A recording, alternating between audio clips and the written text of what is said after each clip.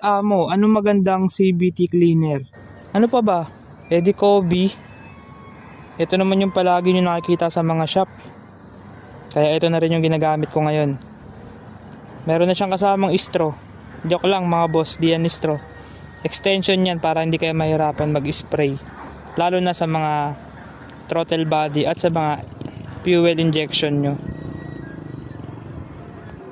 Ito, 600 ml to. Pero meron din namang 450 ml.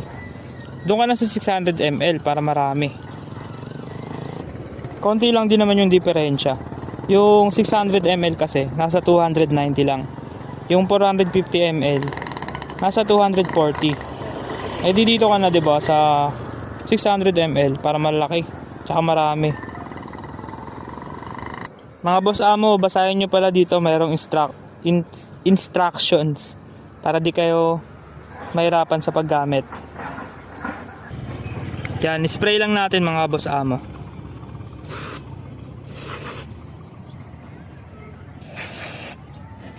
Eh, napakaangas. Linis agad nyo.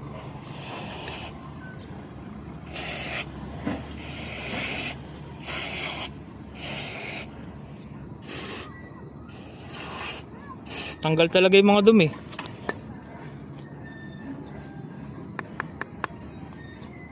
Huwag nyo siyang hahawakan mga kaboss amo.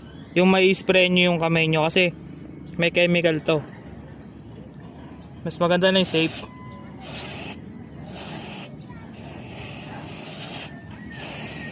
Di lang ako nakapagdala ng brush, pero mas maganda yan kapag binabrush para sobrang linis niya.